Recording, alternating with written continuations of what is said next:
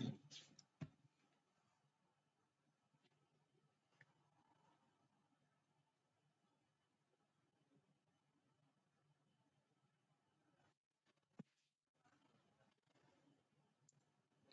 So they didn't do mathematical induction.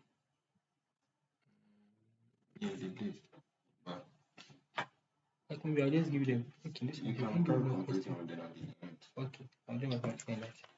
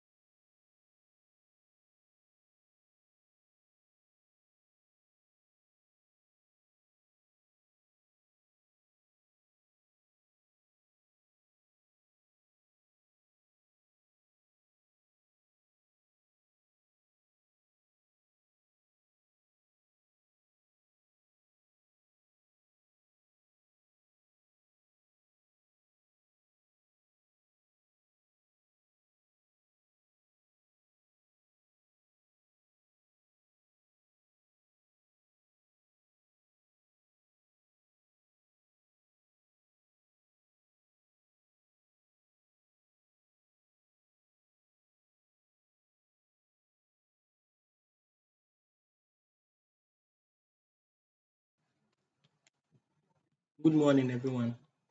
As we said, we are about to start our Algebra online tutorials, and then to be covering complex numbers.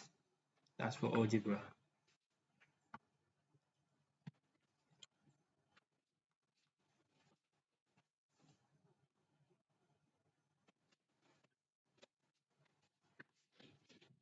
So we are looking at complex numbers.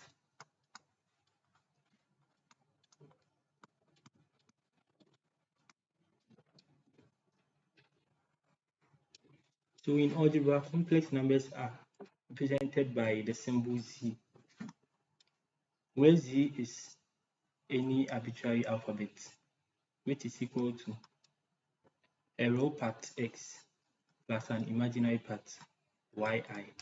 So this Y indicates the imaginary part, and then the X here represents the real part. So the real part, I mean, X can be any number, 1, 2, 2.5, or any other number aside complex numbers or aside imaginary numbers.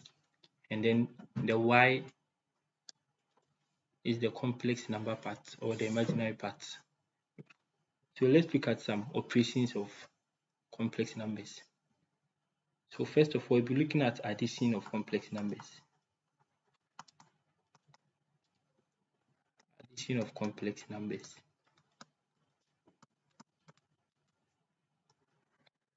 Now, supposing we have two complex numbers, z1 being equal to a real part x plus an imaginary part yi, and then z2 being equal to another real part, let's say a plus an imaginary part bi, and then we want to evaluate z1 plus z2. That is the addition of these two complex numbers. Now, when we are adding them, we can only add like terms, as we know already.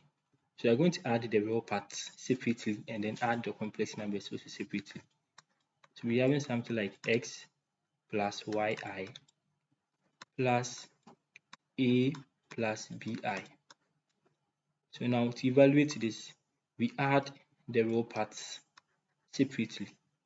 So we have our bracket open, x plus a plus, then we add our imaginary part, yi, and then our bi. So yi plus bi. Now these are just alphabets, but in actual sense, your x plus a will be summable. So you're going to get a fixed number for that. And then our imaginary part, we factorize the I out and then add y plus b. So this will be your final answer.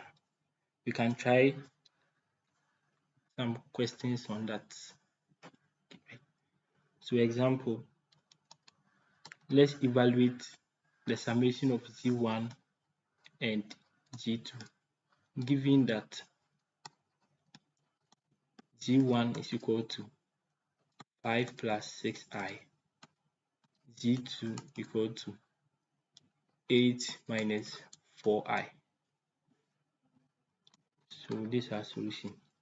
We are evaluating z1 plus z2, right? And then we know our z1 to be 5 plus 6i bracket plus our z2 8 minus 4i. So when we sum them, we are adding the real part separately. So 5 plus 8, and then we add the imaginary part separately. 6i minus 4i. So 5 plus 8 will give us 13, right? And then 6i minus 4i will give us 2i. So this becomes our final solution or answer to the problem. Now let's move on to the next operation. So operation 2, we'll be looking at multiplication of complex numbers.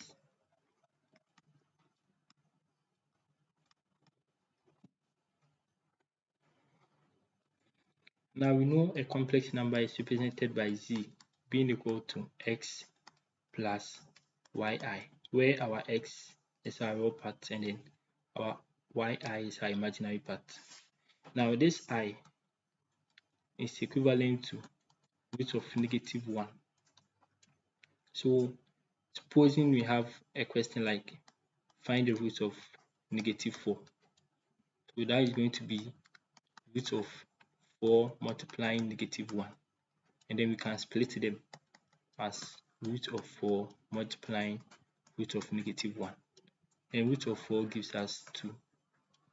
Root of -1. Because this is indeterminate, we can't determine that. So this is represented by the imaginary I. So that is going to give us 2i. So wherever we see I, then we are seeing that our I is equivalent to root of -1. When we square both sides,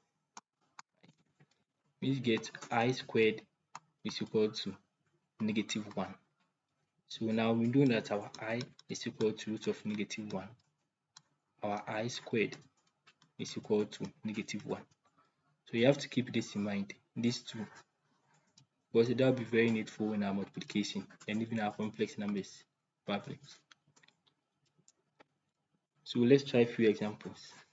But before that, supposing we have our z1 being equal to x plus yi, our z2 being equal to say a plus bi, and then want to evaluate z1 times z2.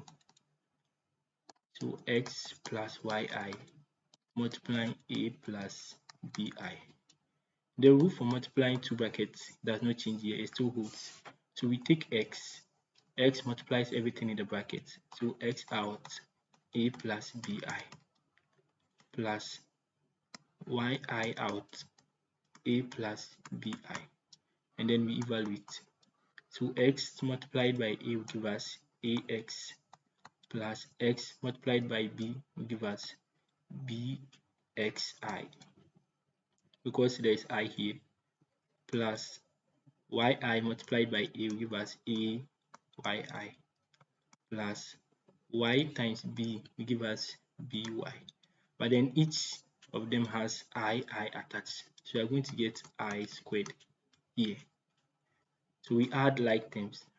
So ax plus, we have bxi, ayi. So they both have I attached to it. So we can factorize the I out. And then we're having bx plus ay plus. Now we know that our I squared is always equal to -1. So this gives us -1. And then multiply by by, we're having minus by. Evaluating further, we get ax minus by plus I into bracket bx plus ay. So this becomes our final answer.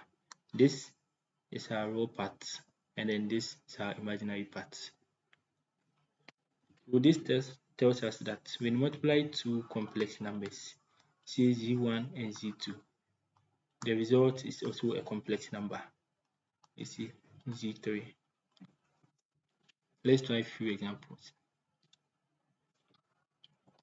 Example 2. Evaluate z1 times z2, given z1 equals 6i minus 4 and z2 equals I minus 2. So now I want to evaluate z1 times z2. 6i minus 4 multiplied by I minus 2.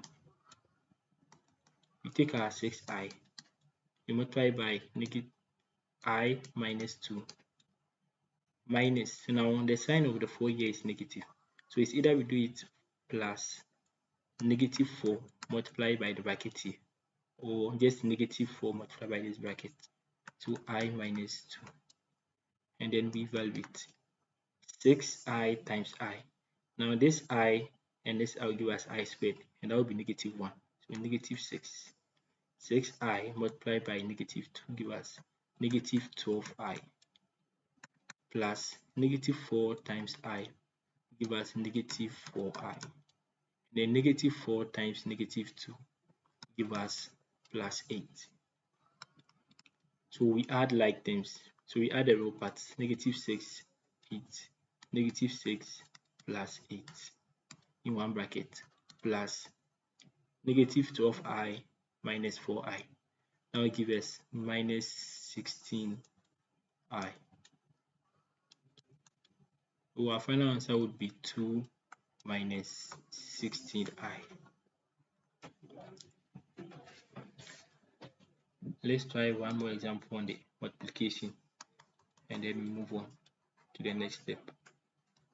g1 equals 3 over 2i and g2 equals 8 minus 4i. Now we all know that complex numbers should have a real part and an imaginary part, but in z1 is the case where we have only an imaginary part. There is no real part, so it means that our real part is 0. Right? So evaluating z1 times z2, we're having 3 over 2i multiplied by 8 minus 4i. So 3 over 2 times 8, that will give us 12i. And then 3 over 2i times -4i. So our our I, and then our I here will give us I squared, and that is -1. And then our 3 over 2 here multiplied by our -4 here will give us -6. And then we have our -1 attached to it. So at the end, we'll be having 12i plus 6. Yes. So that becomes our final answer. Now let's look at one interesting topic under complex numbers. We call it conjugates of complex numbers.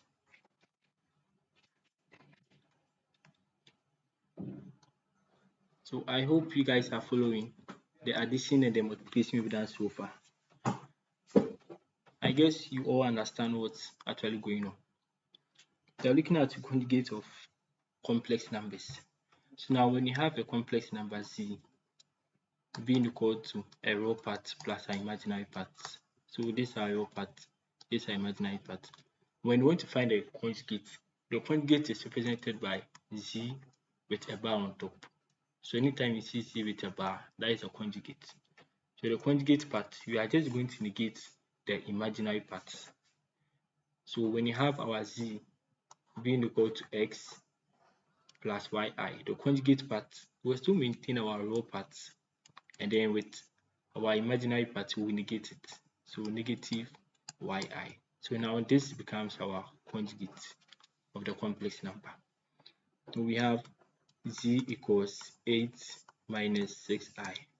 The conjugate of this is equal to 8 plus 6i. We'll just negate the imaginary part. Let's try one example, another conjugate.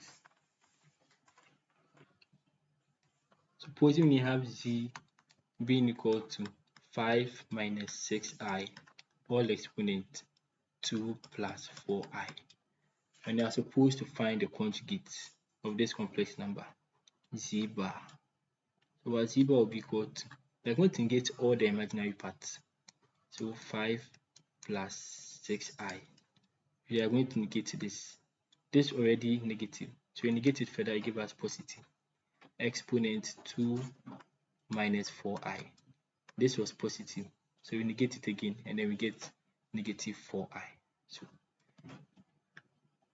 I guess you understand the conjugate. Let's try one more example. Given that a complex number z is equal to w exponent x plus ai minus bi, where our w is equal to 2 minus 5i. So let's find our conjugate, the conjugate of this real number, this complex number. So our conjugate will be, we substitute our w. Our w is 2 minus 5i. So 2 minus 5i all exponent x plus ai minus bi. So with the conjugate, they are just going to negate all the imaginary parts. So this becomes 2 plus 5i exponent x. So the ai, we negate it, giving us minus ai. And then with the negative bi, we negate it further, giving us plus bi. So this becomes the final solution. I hope you understand. If you don't understand, you can put it in the comment section so that I'll go over again.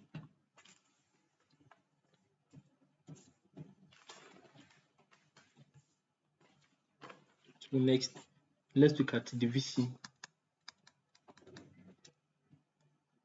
of complex numbers. Now, supposing we have two complex numbers dividing, say z1 divided by z2, where z1 is equal to a real part plus imaginary part, and z2 is equal to a real part plus an imaginary part. And then we are supposed to find the ratio or the division, z1 divided by z2. So that will be giving us x plus yi all over a plus bi. Now to divide this, we are going to multiply through by the conjugate of the base. So our base is a plus bi. Its conjugate, so z2 conjugate, is equal to a minus bi. And then we multiply through by the conjugate of this, the base.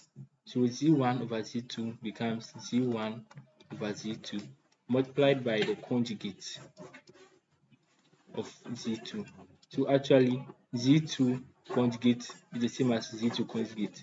So they cancel out, and then it's like you've done nothing to the equation. So our left hand side is equal to our right hand side. But then we are not going to cancel it. So that's the whole idea of division of complex numbers.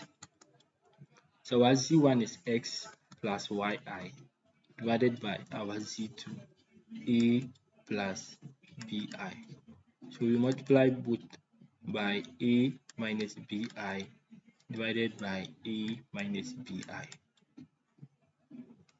So we have x plus yi multiplying a minus bi, all divided by a plus bi multiplying a minus bi. So we can see the difference of two squares here.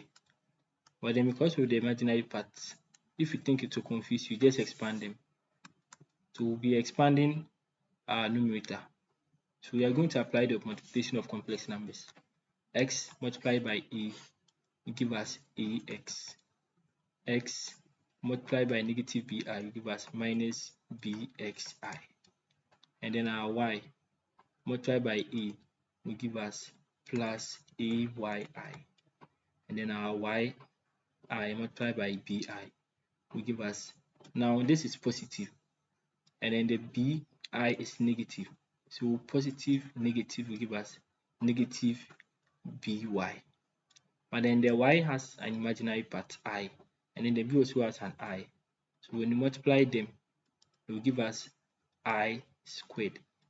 And you know I squared is equal to negative 1. So all this multiplied by negative 1 divided by, so we expand this one to a squared. So a times a will give us a squared. A times negative bi, negative abi. Bi times a, positive abi. And then bi times negative bi. So our b times negative b will give us negative b squared. But then our I times our I also give us another negative 1.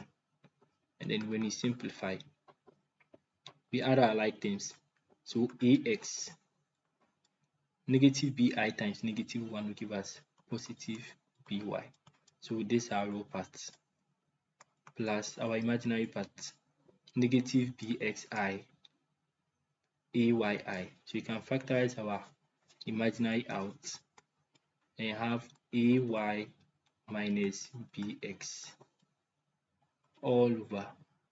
Now our negative abi plus our abi will cancel out, giving us a squared. Negative b squared times negative 1 will give us plus b squared. So now this becomes our final answer. So this is the principle when we are dividing two complex numbers. You always have to multiply both the numerator and then the denominator by the conjugate of the base. So let's try a few examples. Now evaluate z equals 3 minus 2i divided by negative 1 plus 4i. Now we have this, there's one complex number and it's represented in this form. Sometimes the question can be in this form, that express z equals 3i minus 2i all over negative 1 plus 4i in the form a plus bi. So now you have to express this in this form. So now it all comes down to the division of complex numbers. We can say let z1 be equal to 3 minus 2i. Let z2 be equal to negative I plus 4i. So now our z is equal to z1 divided by z2. And then we evaluate 3 minus 2i all over negative 1 plus 4i. You multiply by the conjugates. You multiply both the numerator and the denominator by the conjugate of the denominator. So negative 1 minus 4i is our conjugates. Negative 1 minus 4i. And then we evaluate. So 3 times negative 1 give us negative 3. 3 times negative 4i, negative 12i. Negative 2i times negative 1 will give us plus 2i. And then negative 2i times negative 4i. So negative 2 times negative 4 give us plus 8. But then our I times our I will give us negative 1. So we have that. Negative 1 times negative 1 give us 1. and negative 1 times negative 4i give us plus 4i. Then 4i times negative 1 give us negative 4i. 4i times negative 4i. So our 4 times our negative 4 give us negative 16. I times I will give us negative 1 times negative 1. So simplifying that, we have negative 3 minus 8 plus 2i minus 12i, that will give us negative 10i, all divided by 1. Now 4i, negative 4i cancels out. We have negative 16 times negative 1, that gives us plus 16. So in total we have negative 11 minus 10i all over 17. But then the question says we should simplify it in this form, a plus bi. So we just split them, negative 11 over 17 minus 10i over 17. But then someone might see that the question says plus, but then you have minus. So you can just see negative 11 over 17 plus negative 10i over 17. So now our a is negative 11 on 17, then our b is negative 10 on 17. I hope this is well understood. So let's try one more question. Evaluate. Okay, so someone says I should go over again. We have a complex number z equals 3 minus 2i all over negative 1 plus 4i. Now the question says we should simplify this in the form, or write this in the form a plus bi. So now I want to write this thing in the form a plus bi. How do you write that? So you can first assume that let your z1 be equal to 3 minus 2i, and then your z2 be equal to negative 1 plus 4i. So it comes down to division of complex numbers. So now your actual z is equal to z1 divided by z2, and that's z1 divided by z2. From our previous lesson, we said that when you are dividing two complex numbers, you are going to multiply both the numerator and then the denominator by the conjugate of the denominator. Right? So now we have 3 minus 2i divided by negative 1 plus 4i. So the conjugate of the base or the denominator, which is the negative 1 plus 4i, its conjugate is negative 1 minus 4i. So I say that when the complex number z is equal to x plus bi, its conjugate z bar is equal to x minus bi. So this negates the imaginary part. So our conjugate for the denominator, negative 1 plus 4i, will give us negative 1 minus 4i. So you multiply both the numerator and the denominator by the conjugate. So in simple terms, it looks like we are not doing anything to the expression we have, because this and this are the same, so they cancel out. Right? But they are not going to cancel out because we need that to simplify the complex number into this form. So we expand 3 multiplied by negative 1, and that will give us negative 3. 3 multiplied by negative 4i, that will give us minus 12i. Negative 2i times negative 1, that will give us positive 2i. And then negative 2i times negative 4i. So negative give us positive. 2 times 2 give us, 2 times 4 give us 8. But then we have i's multiplying. So I times I is I squared. And we said I squared is what? Negative 1. So we multiply the 8 by the negative 1. And then we come to the denominator. Negative 1 times negative 1 give us positive 1. Negative 1 times negative 4i will give us plus 4i. 4i multiplied by negative 1 give us negative 4i.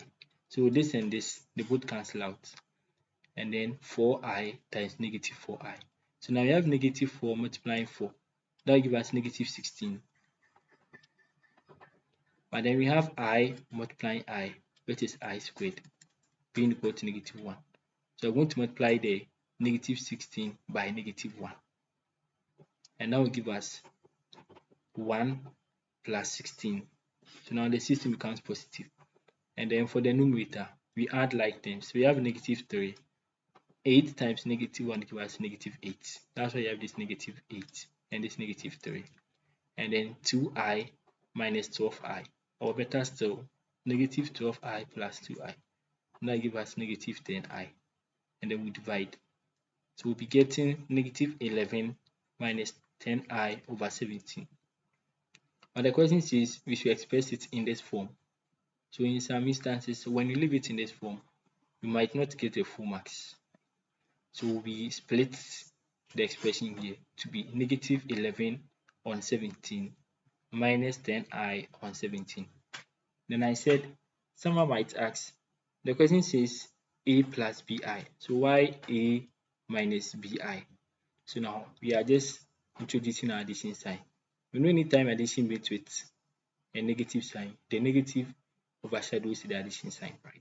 So negative 11 over 17 plus negative 10i on 17. So now our a, which is this part, becomes our negative 11 over 17. That's the real part. And then our b, which is the imaginary part, becomes negative 10 on 17. The question says a plus bi. So this is our a and this is our b. We don't include the I as part of the b. But in cases like MCQs, when you see the possible answers and then there's nothing like negative 10 over 17, but then they have negative 10 over 17i, then you can take the direction and then choose the answer. But in theory, you just have to try to be as negative 10 over 17. Because when you are putting this back into the a plus bi, and then you have I here, that's going to actually change the expression they gave you. Let's try our next question. So evaluate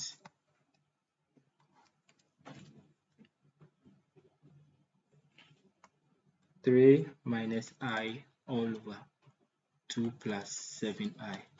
So you can pause it and then you solve, and then after you compare your answer. So now we are seeing, let z1 equals 3 minus I, z2 equals 2 plus 7i. So z is equal to z1 over z2. So 3 minus I all over 2 plus 7i. So you multiply both numerator and denominator by the conjugate of the denominator, which is 2 minus 7i over 2 minus 7i. 3 multiplies 2, we get 6. 3 multiplies negative 7i minus 21i. Negative I times 2 gives us minus 2i. And negative I times negative 7i. So now let's assume there is a 1 here. Actually, there's a 1 there. So negative 1 times negative 7 gives us positive 7. And then your I times your I have to come in. That will give us negative 1. All divided by 2 times 2 gives us 4. 2 times negative 7i gives us minus 14i.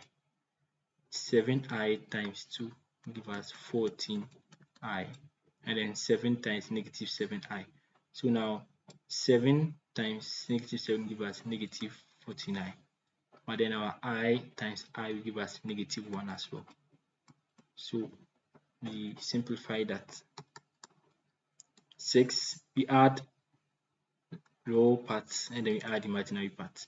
6 plus 7 times negative 1, that will give us negative 7, plus negative 21i minus 2i, negative 23i.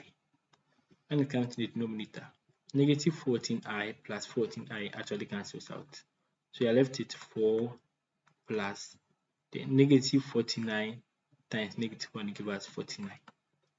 So we're simplifying that, we get negative 1 for this part minus 23i all over 53. Right. So now when the question says we should express it in a plus bi. So that is going to be negative 1 on 53 plus negative 23 on 53i. So your a is negative 1 on 53. Your b is negative 23 on 53. So that's all for the division of complex numbers. Now let's go to the polar representation of complex numbers. Polar representation of complex numbers.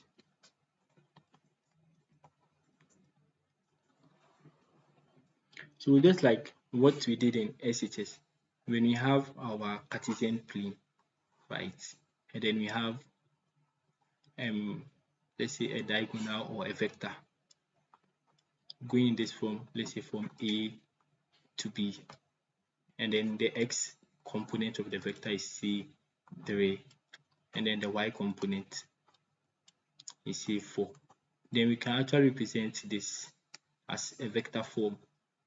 In the form, we find our magnitude AB and then our angle. So we can see that our magnitude AB is equal to our vector AB. So that becomes our hypotenuse. So 3 squared plus 4 squared, that will give us 5. And then our angle theta equal to tan inverse of y on x. So let's say tan inverse of 4 on 3. And I think that will give around 36 point something. So you can check with your calculator. I haven't pointed that. So yes, for complex numbers we can do same. So that one is called the polar representation. We want to represent the complex number on Argand diagram. So for complex numbers, we don't call it Cartesian plane. We call it the Argand diagram. So we want to represent a complex number, CZ equals x plus yi. This on the Argand diagram. So we need our magnitude and then our angle. So the same principle. So for complex numbers, we call our magnitude as modulus. So we're looking at modulus. And then our angle is called our argument.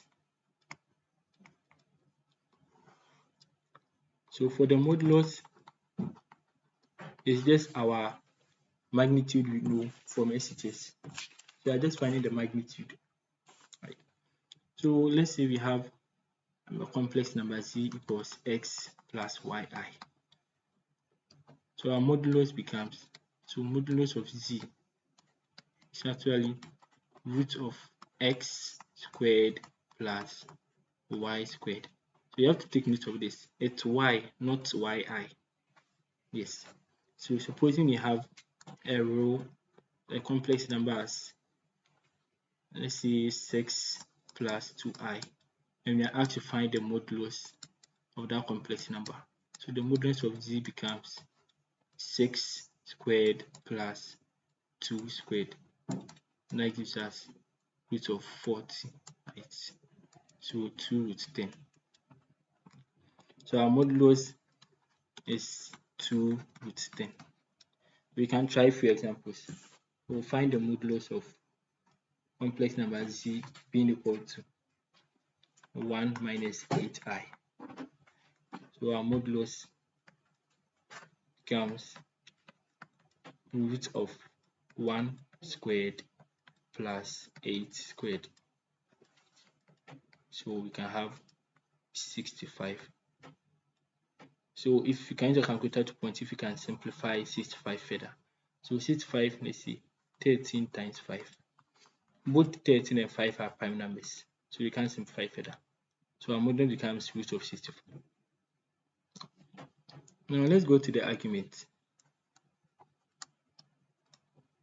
So the argument is, you are trying to find the angle at which the modulus is being subtended to the positive x-axis. So with the Argand diagram, so this Argand diagram, our complex numbers is presented on this Argand diagram. Our real part takes our x, and then our imaginary part takes our y, just like our x and y axis. Right? But this is a real part, and then imaginary part, but the same concept and principle. So our argument, which is our angle z, is equal to tan inverse of y on x, where our z is our complex number x plus yi. So we take note, there's y and then x.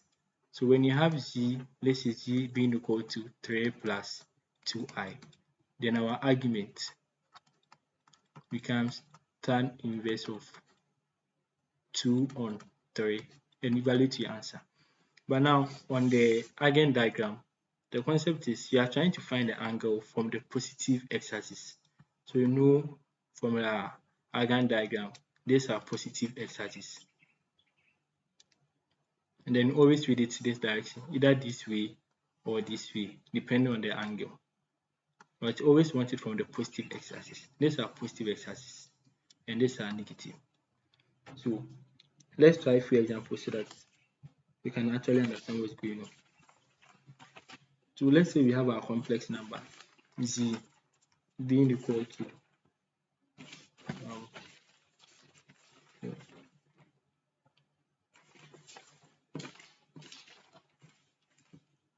2 minus 3i.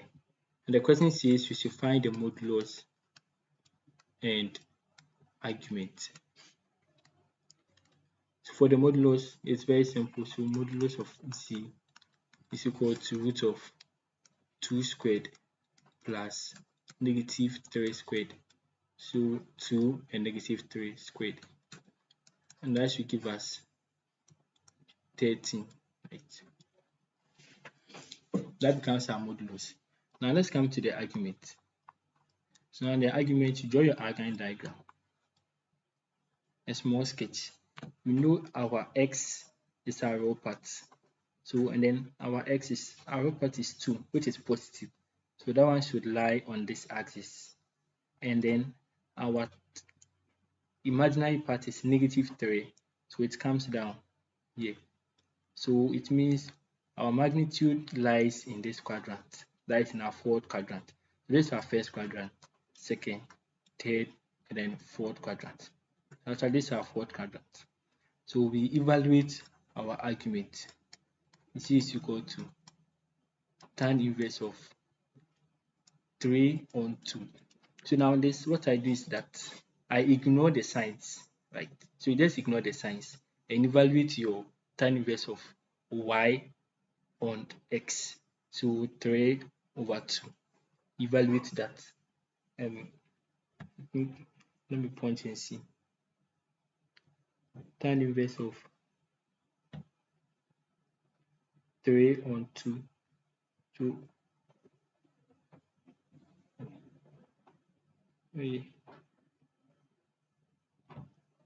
tan inverse of 3 on 2. So that gives us 56.31 degrees. Now your 56.31 degrees, we all know that we measure angles always to the x-axis. So this is our x, or our row part, being the 2. And then our imaginary part was negative. So it comes down on the negative y-axis. So our angle we get is subtended to this x. So you always subtend the angle to the y-axis. So even if the angle was, the quadrant was here, the angle would have been to the x-axis. Right? Now we are subtending our angle to the x-axis. And now the eigen diagram says that to find the true argument, we are going to measure the angle from the positive x-axis. So we are going to measure the angle from the positive x-axis. Now the angle lies in the fourth quadrant, and then it's even subtended to the positive x-axis directly. So just from here to here is our 56.31 degrees. So that becomes our answer. So argument is just 56.31 degrees. Let's try the next question. Find the modulus and argument of 2.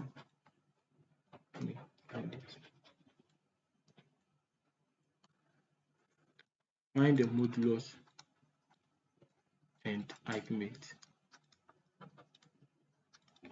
of 2. So our first question, z equals 3 plus 4i. Second question, negative 3 plus 4i. Then our third question is negative 3 minus 4i. Let's cut it into two parts. So our first question, A, our modulus will be root of 3 squared plus 4 squared, and that will give us 5 as our modulus. And then our argument of z is equal to tan inverse of 4 on 3, and then we put our answer there. So tan inverse of 4 on 3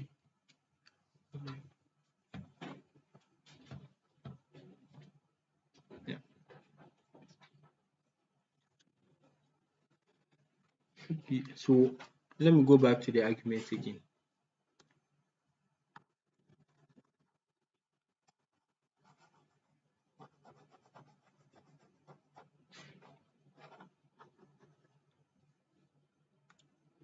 So now with the argument, I was saying that the argument refers to the angle we used to find in SHS. So sometimes it will be like find a bearing from A to B, and then we just see our bearing will be tan inverse of y on x.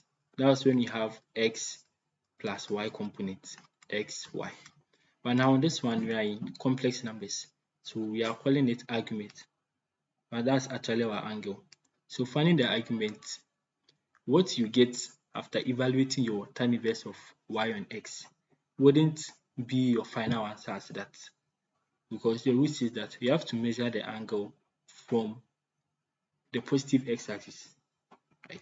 Just like SHS, bearing, we say we measure it from the north.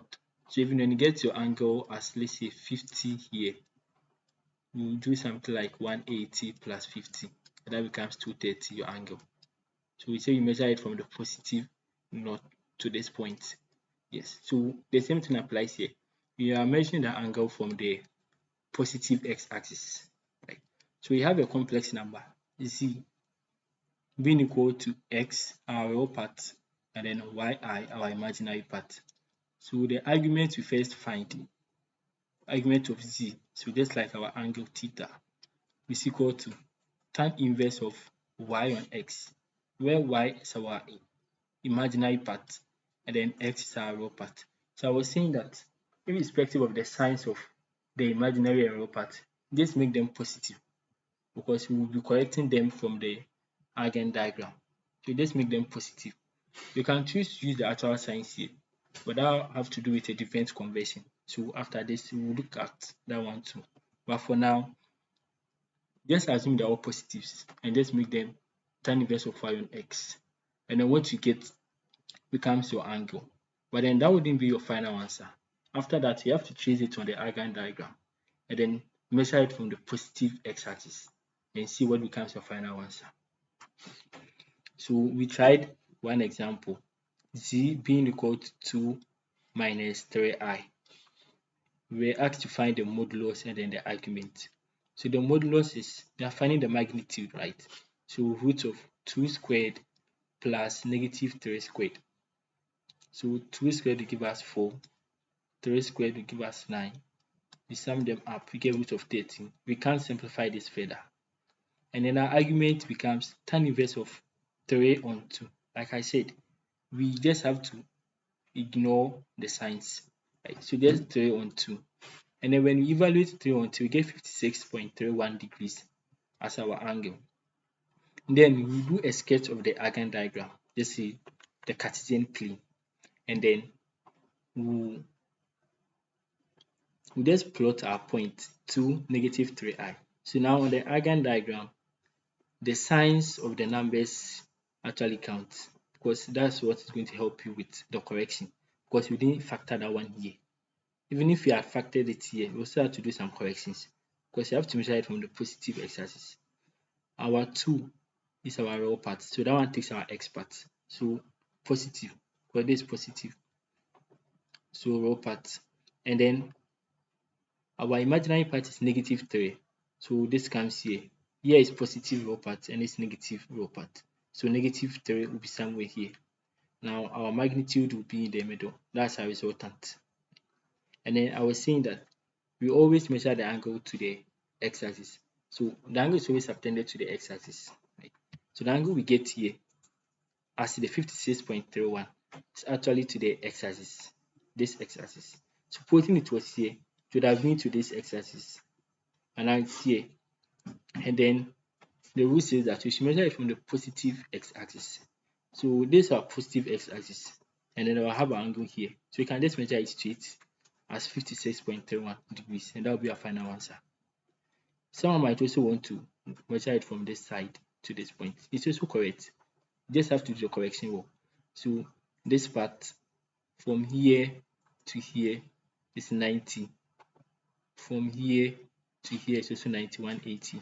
From here to here is also 9270. And then you have to subtract 90 from your 56.31. And then you get your answer after you sum everything up. Now we are trying these questions. 3 plus 4i. Modulus of z is equal to 3 squared plus 4 squared. And I want to find the argument. So we add the modulus to be 5. And I want to find the argument. Now our argument will be tan inverse of 4 on 3. Right. So when you evaluate tan inverse of 4 on 3, we get 53.13.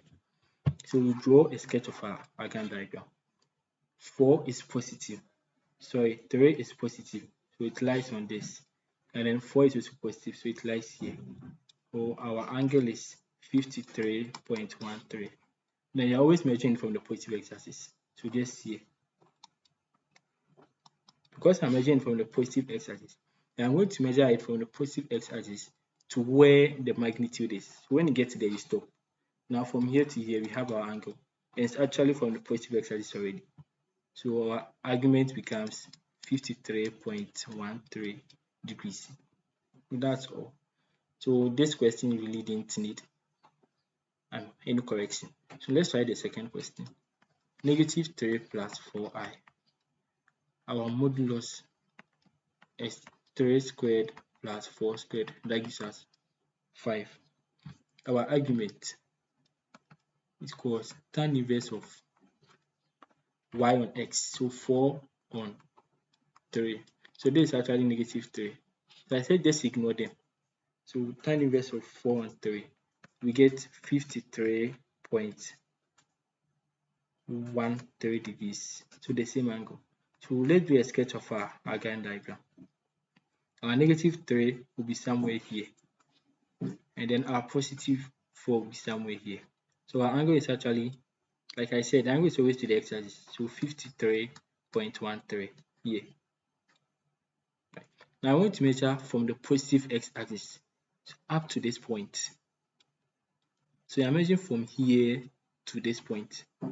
So now if you know from here to here is 180, and then from this part to this part is 53.3, and then we want up to this point. They want to be our answer. 180 minus our 53.13, and that will give us around 126.87 degrees. Yes, I hope you understand. So we've gotten 53.13 degrees. Right? So that 53.13 degrees, when you draw the complex number on the Gantt diagram, it falls in the second quadrant here. So this is our magnitude. But then we are always measuring from the positive x-axis to where the magnitude is up to this point. So from here to here is what you're actually looking for.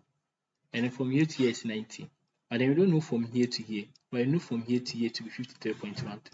Just subtract that from 90 and then you get your answer.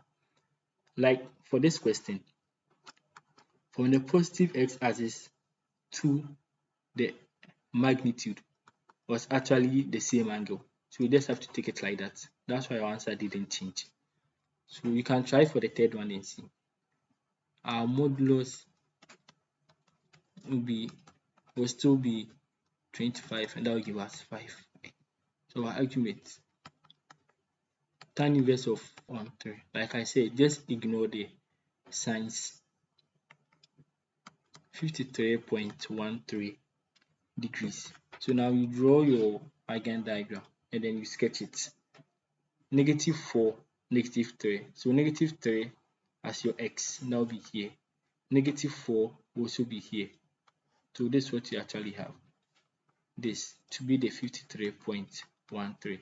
So now you are measuring from here up to the magnitude, up to this point. We know from here to here is 90, 180. Here to here is also 53.13. So it becomes easy. 180 plus 53.13. And that gives us 233.13 degrees. That becomes our final answer. I hope you all understand. If you want me to go over, can you put it in the comment section so that I go over again?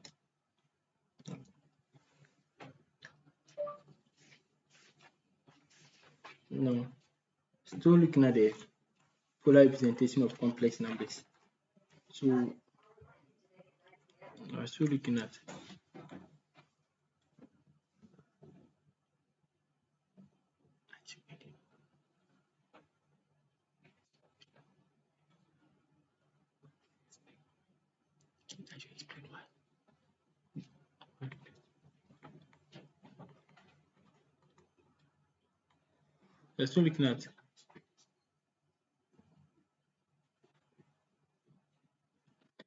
so we're looking at the polar representation of complex numbers. So the advanced form. Now we know that our I is imaginary. So the reason why I'm calling it imaginary is that our I is always root of negative something. So let's say negative A. But then we know that roots of negative A actually do not exist. So we are imagining something that it exists. So I represented that with our I. Right. So let's say we've been given root of -4. So we see that this is actually equal to -4 times 1, or root of 4 times -1. Then we can see that this is equal to root of 4 times root of -1. Then root of 4 gives us 2. Root of -1, that's actually causing a problem here. So we see that let root of -1 be I, just an imaginary, right? Because other than that, we won't be able to solve the question.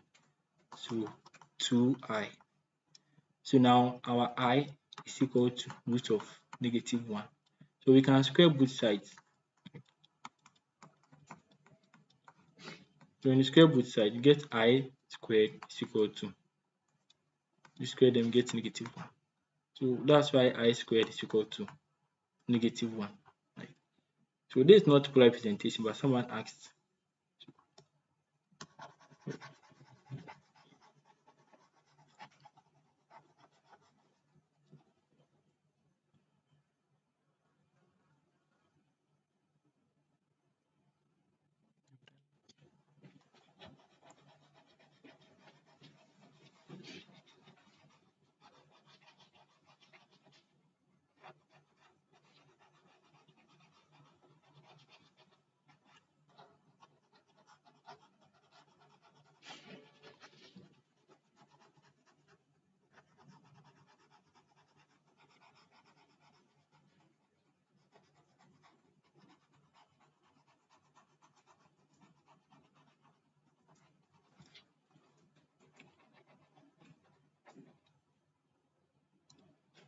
So now I'm back to business. Polar representation of complex numbers. So you see that in your algebra slides, you have something like exponential z. So that's actually e z is equal to 1 plus z squared over 2I plus z cubed over 3 factorial of stuff. Actually, yeah, this is z cubed. So this equation it's not actually relevant to solving any question. It's just a proving. They use this to prove something. So we wouldn't focus much on this equation because you can't use this equation to solve any question in the algebra problem. So we just move straight. But then we can apply certain principles here, that E exponent Z1 times E exponent Z2 will be equal to, we apply indices to e exponent z1 plus z2. So based on this, a man called Euler was able to prove something, and then came out with this equation known as the Euler equation, e I theta to be equal to cos theta plus I sine theta. So this is the Euler equation. So this equation is what we'll be using most in the polar representation. So make sure you have this equation at your fingertips. You have this. But then what if this I theta is being multiplied by a certain factor? Theta is an angle, which is the argument. And then our I here is an imaginary. So what if the theta is being multiplied by a factor? So let's see, theta is 2 pi on 3. But then we are multiplying by another factor, let's say 4. So let's say 4 theta or 5 theta or something. So n theta. So now multiplying this theta by n, a factor, n theta. So the effect on the Euler equation is cos, just bring your n theta here plus I sine n theta, because this and this, when they multiply, it actually forms something like a new theta here. So just replace it with that. So this is still Euler equation, but a simple modification. So we're making good use of these two equations very well in solving our algebra problems. So now, supposing we have our e I theta, and then we are multiplying it by a factor, or let's say a magnitude r, right? Our e I theta alone is given as cos theta plus I sine theta, and then we are multiplying it by r, so r comes out, and we have everything here. So our r here is our magnitude, known as our modulus in complex numbers. Our theta here is our argument, right? So we can actually see that our e I theta multiplied by r is equal to x plus I theta, because now you see we say that, going back, we say that we can represent this e exponent z as 1 plus z squared over 2 factorial plus blah blah blah. So I said this equation is actually not relevant in solving any question, but then that was the equation they used to prove the Euler equation. And then their derivation, they had something like e, our z is equal to e exponent I theta multiplied by r. So in actual sense, our r is our modulus, and then the whole of this, sorry, z is equal to r e exponent I theta. Our r is our modulus, and then the whole of this becomes our argument, even though this theta is just our angle.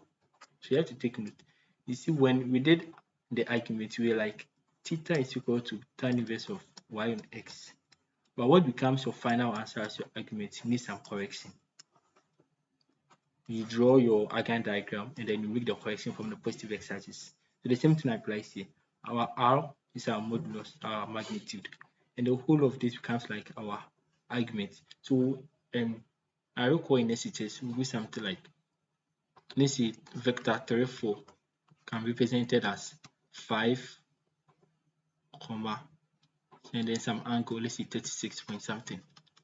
So we see that when you want your 3 and your 4 is like 5 sine 36.7, and then your y part to be 5 cos 36.7.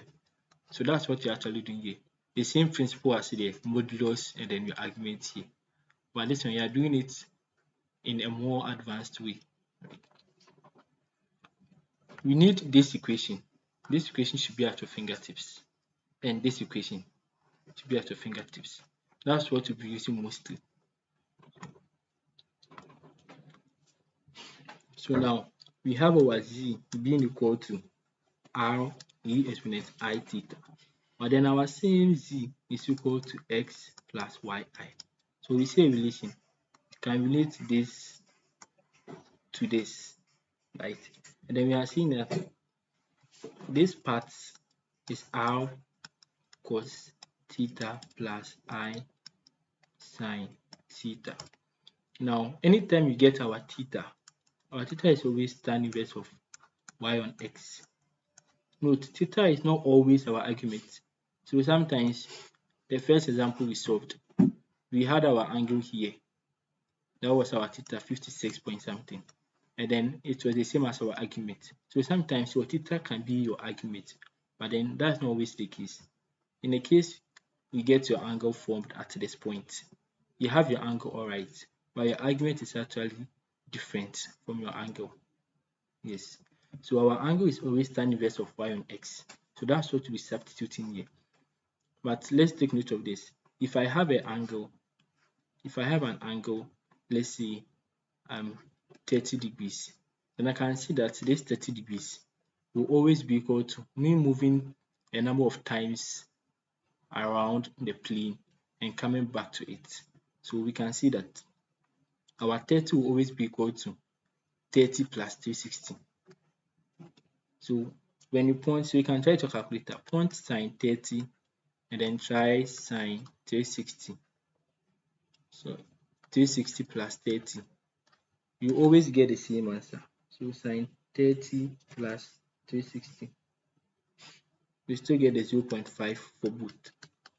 So it means that when you have your Cartesian plane and you move around 360 and then come back again to the angle, it's still the same thing. I can move around as many times I want. I can go like 5 times again. So 30 plus 360 times the number of times, let's say 10, will still give me 0.5, because this actually doing nothing, and then get this back. I hope you understand this. We can say 30 plus 360 times 100 will still give you sine 30 and then 0.5. And then we know that 360 is equal to our 2 pi. It's in radian form. So we can see that this theta here, our theta here, can be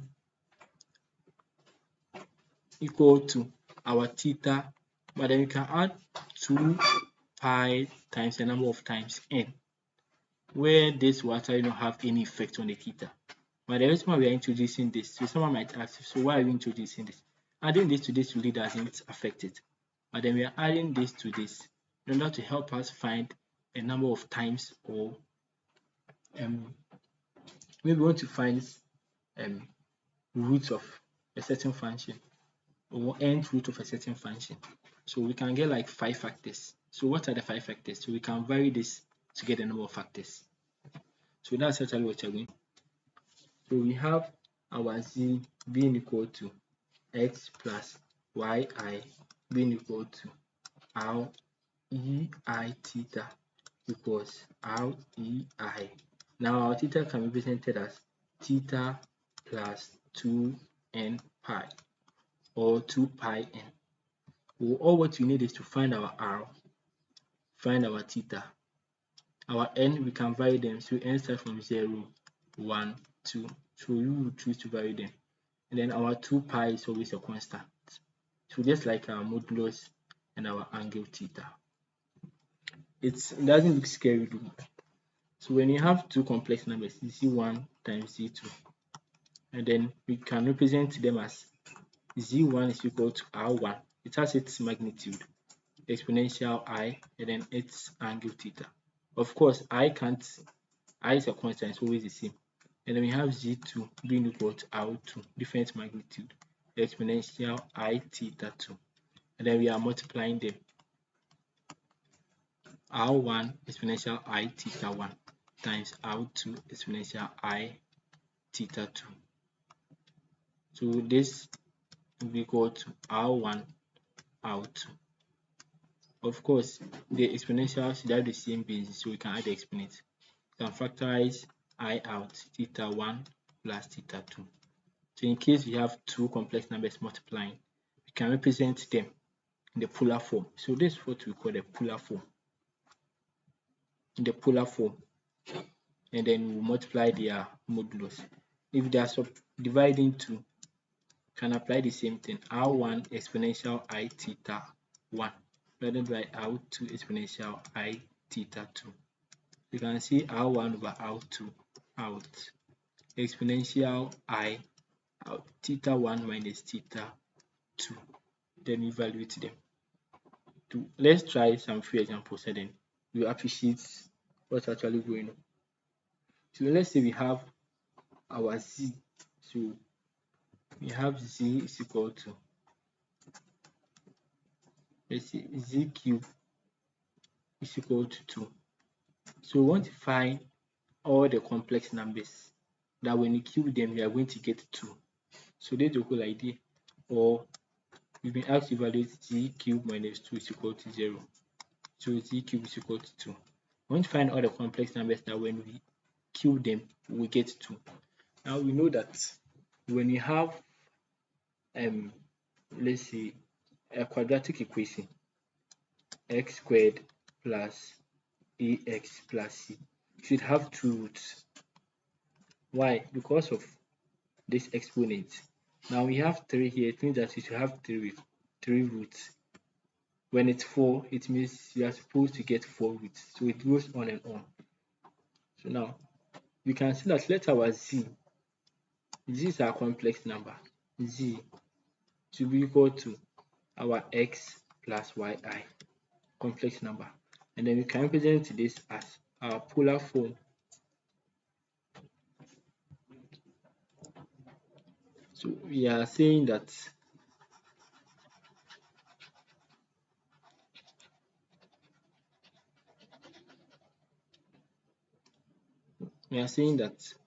in the polar form, our complex number, we know it to be x plus yi. But in the polar form, I'm going to have it in this form, r exponential I theta.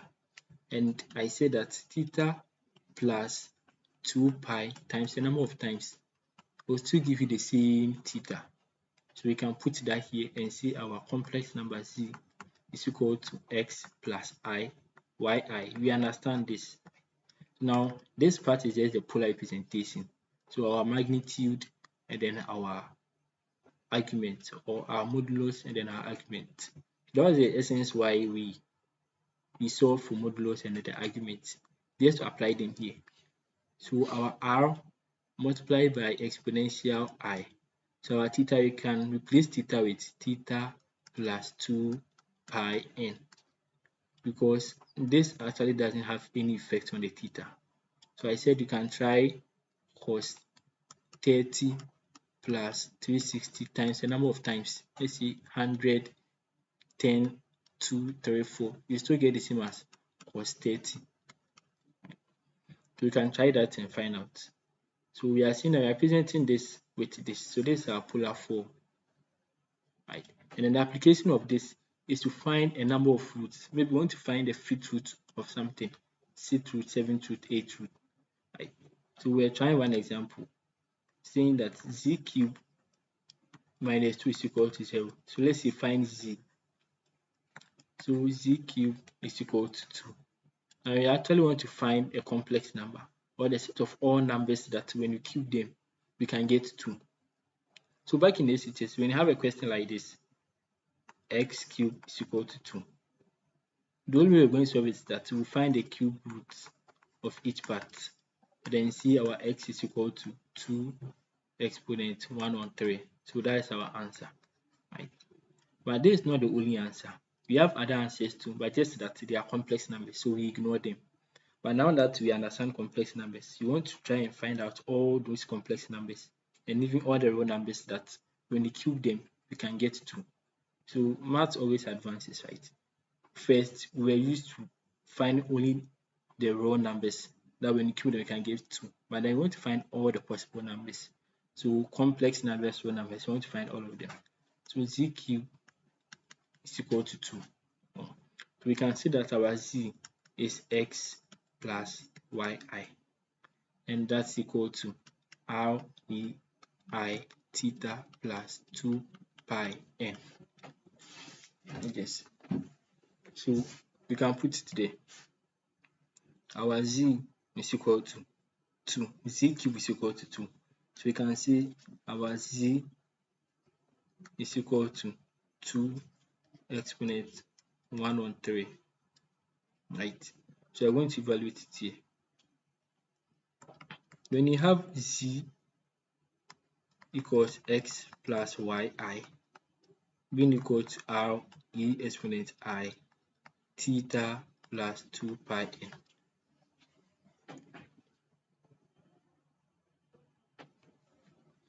So someone says I should go back on the Euler equation.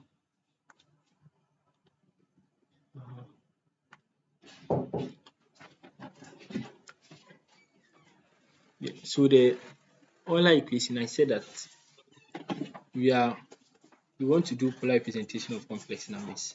That's why we did the modulus and then the argument.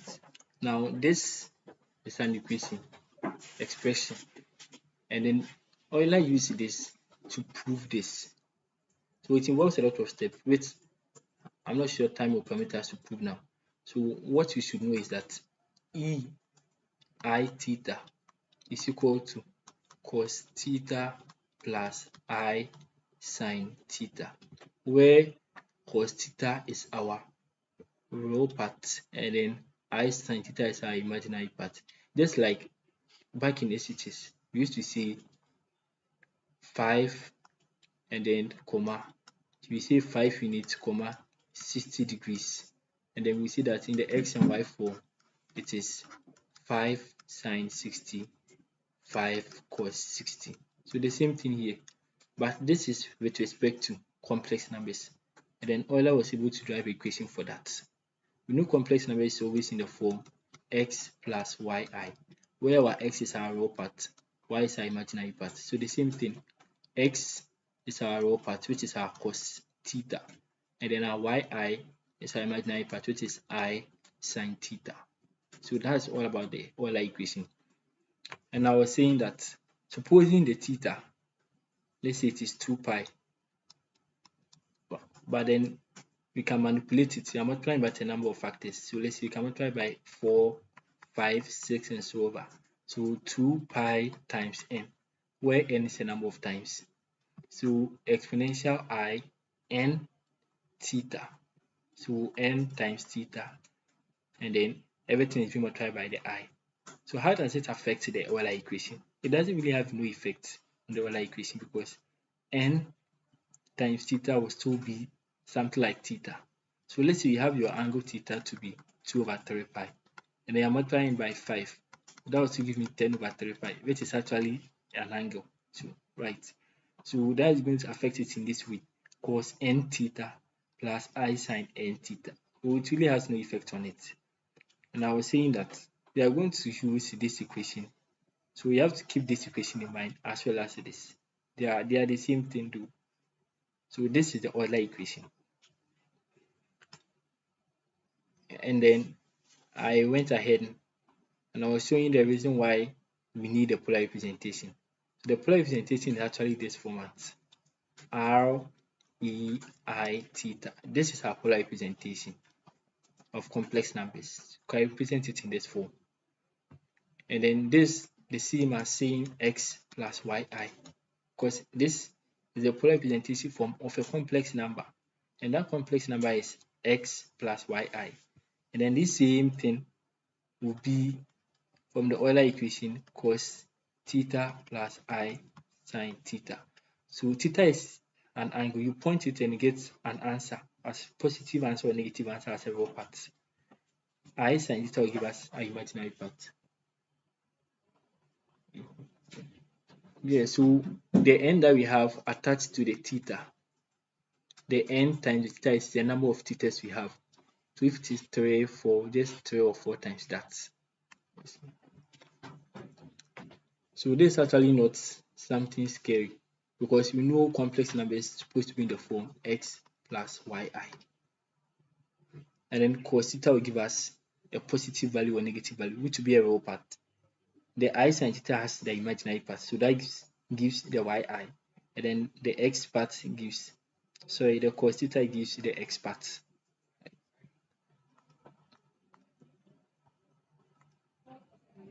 Yes. So back to this. So we have our z being equal to x plus yi, which is our complex number. And then we're representing it in this form: r e exponent I theta plus 2 pi. So we have 2 exponent 1 over 3. And then we have r e I theta plus 2n pi. So now how do you find our modulus? We say that z cube is equal to 2. Or even we can just forget being z cube. We can say that, assuming we have an equation, x cube minus 2 is equal to 0. So let's find x. And I was saying that back in SHS, we'll just see that our x will be equal to cube root of 2. But in actual sense, you have a lot of numbers that when you cube them, you get 2. Not only 2 cube, right? So our x cube is equal to 2. There are a lot of numbers that when you cube them, you get 2. Not only 2 cube, but because we were not exposed to complex numbers, that's why we're only doing raw numbers alone. So now that we have ideas of complex numbers, then we are trying to find all the numbers, whether complex or non-complex.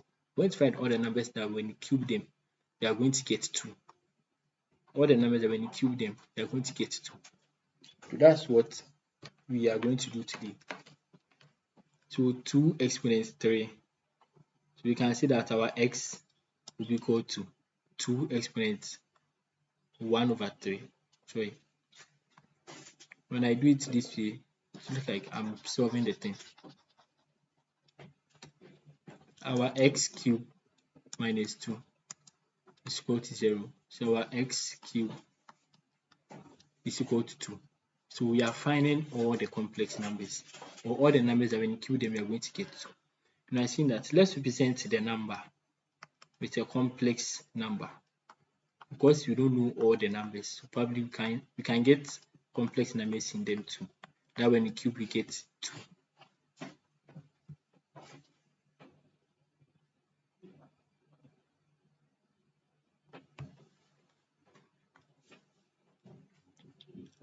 So this part, yes, someone is asking the question. I said that theta plus 2 pi times n, the number of times we are adding the pi, really has no effect on the theta. But then we are introducing this because maybe we want to find a number of factors. So then this will help us vary the factors. So after solving this question, I'm sure we'll get to understand why we are adding this 2 pi n. Let's see, like what I did, x cubed minus 2 is equal to 0. This means you have to get 3 factors, right? But now when there is no 2 pi n, and then the expression is just roll like that, r exponential I theta. You are going to get only one value. But then x cubed minus 2 means you should get 3 factors or 3 roots. When it is x squared, we get 2 roots. So even if it is repeated, we still have 2 roots. Whether it is 1 and 1, it is still 2 roots. We're going to get 1 root, then we are seeing it is a linear function. So this n times the 2 pi we are attaching to the theta will actually help us vary the root and get a number of roots. So we can say when n is 0, we get 1 root. When n is 1, we get another root. And when n is 2, we get our third root. Right? So always when n is 0, that is our principal root. Yes. Now I want to evaluate that. So we first find our modulus or our magnitude. So our modulus r is equal to, we square them, x squared plus y squared. But this has only a real part. There is no imaginary part, 0. So our modulus is actually going to be root of 2 squared, and that will still give us 2. We want to represent this x with a complex number r exponential I into bracket theta plus 2n pi, and see that complex number or raw number we want. So our r will be equal to root of 2 squared, and that will give us 2 back, right? So our r is 2. Now let's find our theta. Our theta is always tan inverse of y on x. So imaginary part over the real part. There is no imaginary part, so tan inverse of 0 over the real part is 2. Do you all get it? So the real part is 2. So we put tan inverse of 0 on 2. So it becomes tan inverse of 0. And that one will give you 0, I think. Yes. So that will give us 0. So now we see that theta is equal to 0. So if we had not added this plus 2n pi, then we're actually going to see that our z will just be cube root of 2. I guess we said. So x cube is actually equal to, so we put our this one there, r exponential I theta plus 2n pi. Theta is 0, our r is 2, so we put them there. X cube is equal to 2 exponential I theta, so this is 0, so let's ignore 2n pi. Now we want to find x, the complex number, so we find cube root of that, and that our x will be equal to 2 exponent 1 on 3 exponential I 2n pi, that one 2 over 3. So now this is our x.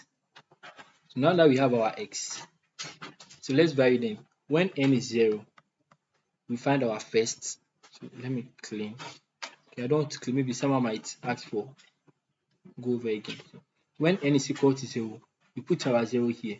So our x1, which is our principal root or our first root, to be 2 exponent 1 on 3 e exponent I times 2 times 0 over 3. So this will give us 2 exponent 1 over 3 e exponent 0, and that will give us, oh, the space is full, so I definitely have to clean.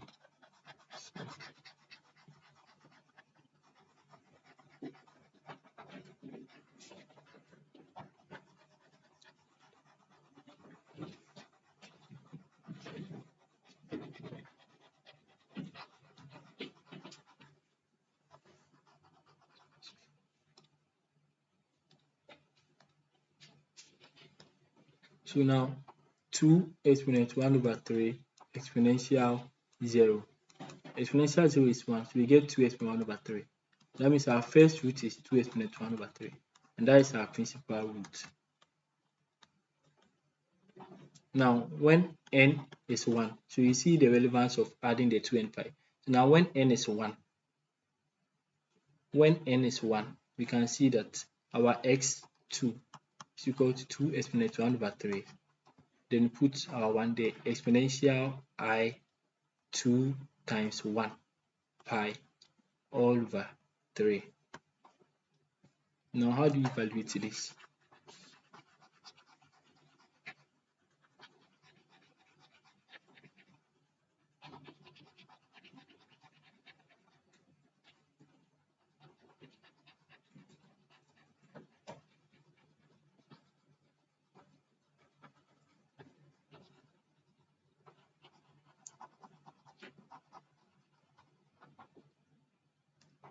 Yes, so now we have x2 being equal to 2 exponent 1 over 3 exponential 2 pi I over 3. So now we take this e exponent 2 pi I on 3 and then apply the Euler's equation, and then this is our r, right? So 2 1 over 3 into bracket cos theta, what is inside the bracket? 2 pi on 3 plus I sine 2 pi on 3. So that is the relevance of the Euler equation. So we get 2 exponent 1 over 3 Now you point cos 2 pi on 3. So when your calculator is in the degree mode, your pi is 360. So cos 2 times 360 on 3. And that gives you negative half plus. Then you point sine 2 times 360 on 3. And that will give you negative root 3 on 2 with the I. So now this becomes our second root. Do you all understand? So that's how you get our second root. The question was x cubed equals 2. So you have to get 3 roots. This is our first root. This is our second root. And then we'll solve again for our third root. So you can pause and then try for the third root. Then after you compare your answer.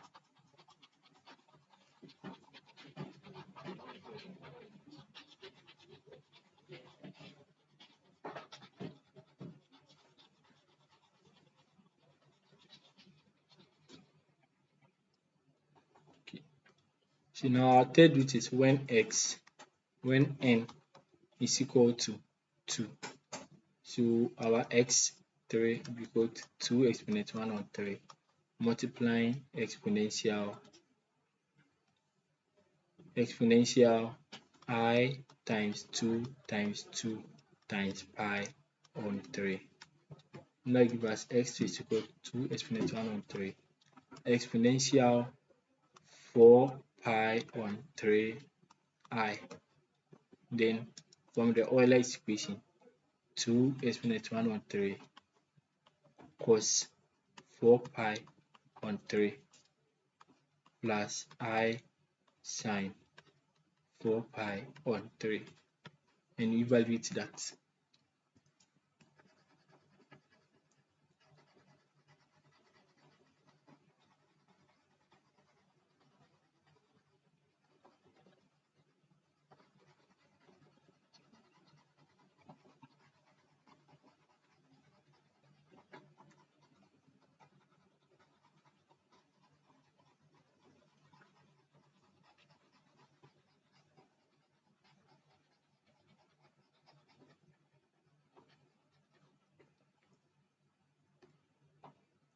So 2 exponent 1 on 3 multiplying cos 4 times 360. That's if your calculator is in degrees, right? Will that give us negative half plus I sine 4 pi on 3. Now give us root 3 on 2I. So you see these are the three roots: x1, x2, and then x3. The moment you go ahead to solve when n is equal to 3. Now, because the question was x cubed, you are supposed to get 3 roots. So these are the 3 roots. The moment you go ahead to solve when n is equal to 3, you are going to start the process all over again. You are going to start the process all over again. So you can try on your own when n is equal to 3. So you might end up getting either this back or this back, one of them, because the roots are supposed to be 3 and then we've gotten them already. So let's try some few examples.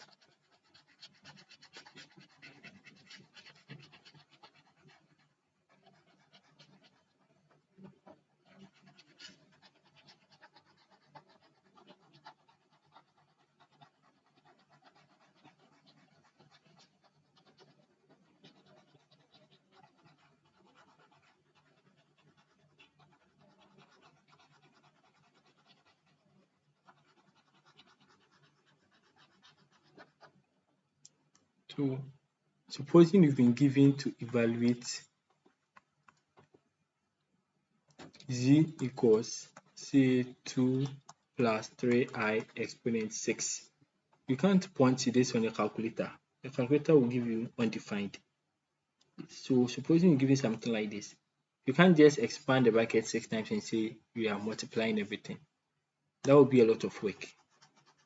So that's where you can apply the polar representation or Euler's equation and then the principles of complex numbers. So you can try this question as I get some space on the board.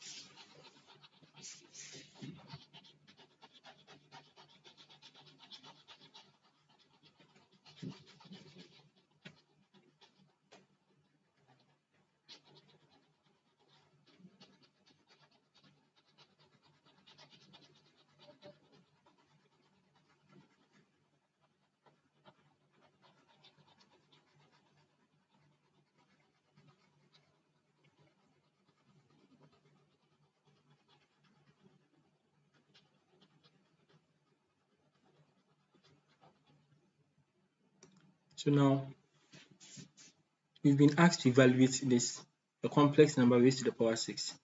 Now we know that this 2 plus 3i is a complex number. And then we can represent this in the polar form as r exponential I theta plus 2 pi n, right? So now we find our r, which is our modulus. That is going to be 2 squared plus 3 squared, and that will give us root of 13, right? So we have our r, and then our theta is equal to tan inverse of y on x. So tan inverse of 3 on 2. So our theta will be equal to tan inverse of 3 on 2, 56.31 degrees. So this is our theta. We are going to present this complex number in the polar form. So we have our r e I theta plus 2 n pi. So our r is root 13. So this is our complex number. Multiplying exponential I, theta is 56.13 plus 2 pi times n. And this is our z. Now the z is being raised to the power 6. So now you have to raise everything to the power 6. So root 13 exponential I 56.13 plus 2 pi n exponent 6. So root 13 exponent 6 exponential I 6 times everything here 0.13 plus 2 pi. So root 13 is 13 exponent half times 6.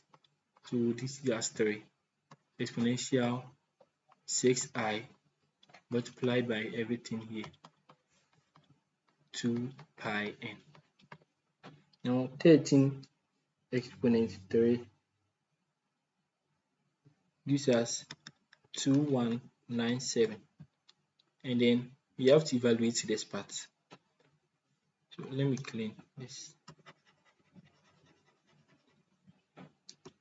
Yes. So now with this part, we know this is 2197. So now for this part, because we are not finding roots, we can choose to ignore the n, or better still, we can have our n there, but then we see that we are going to find our principal root. So when n is equal to 0, so we have 13 cube will give us about 2197. The exponential 6i multiplied by 56.13. So this part goes to 0 because when n is 0, this part is 0. So we have 2197 exponential 6 times 56.13, and that will give us 336.8i, right? So you have 2197 exponential 336.78i. So we still have our 2197 here. So in the Euler form, cos 336.78 plus I sine 336.78. So we evaluate that. Then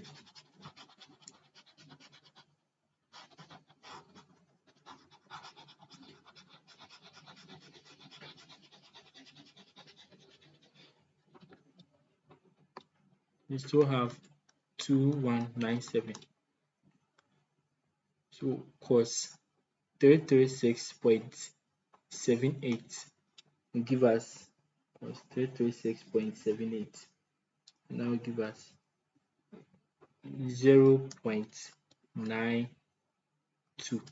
So I've rounded it up plus I sine 336.98. That gives us negative 0.39 I. So it means when you evaluate this is what you get. Now when n is equal to 1, you can put in that and then you solve again.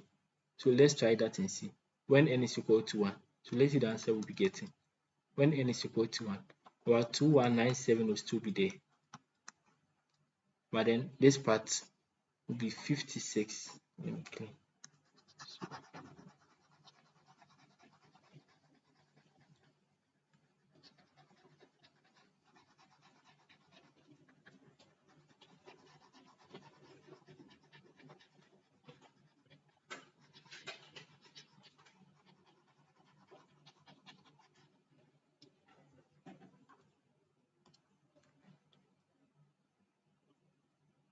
So exponential 6i 56.13 plus 2 pi.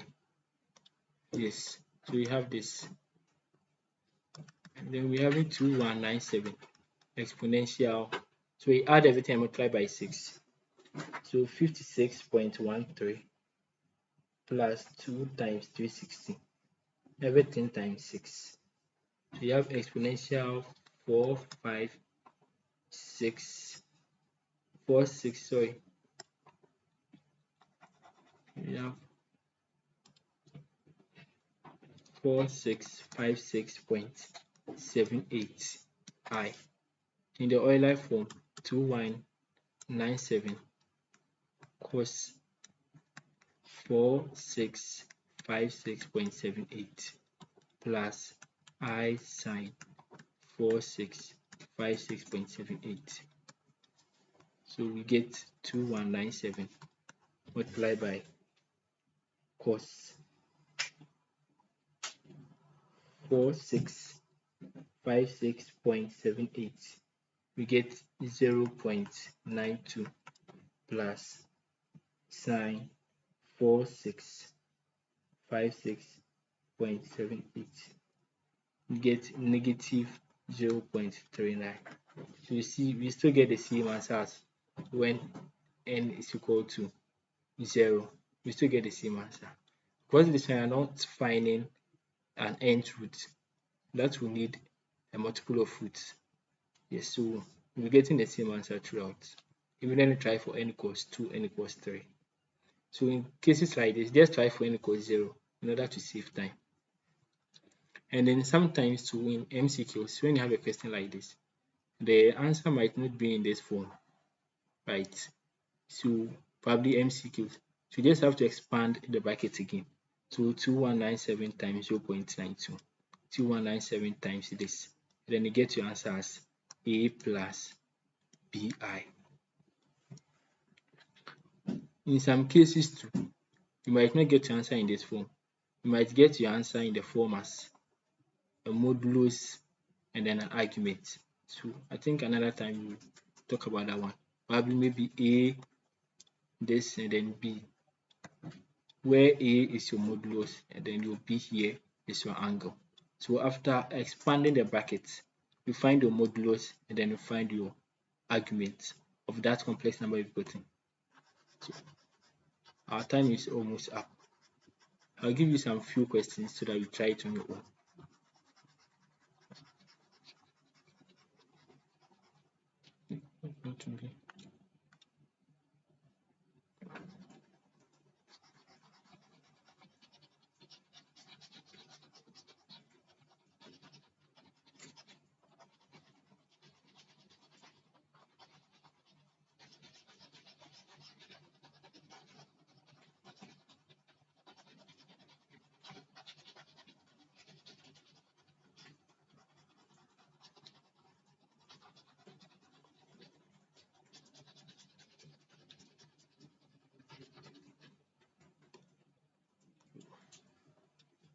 So some trial questions.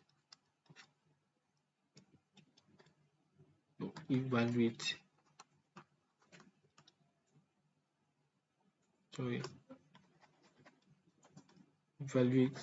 a 2I minus 6 exponent 3 all over I plus 2. B 4I plus 1 all exponent 3. Then C, find the modulus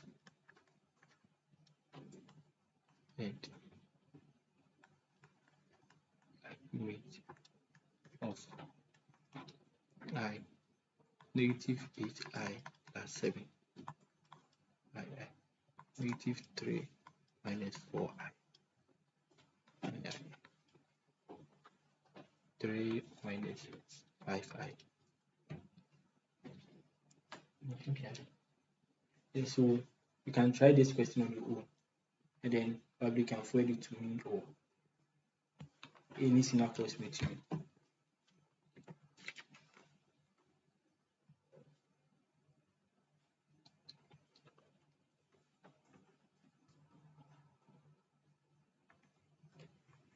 And this one is only 20.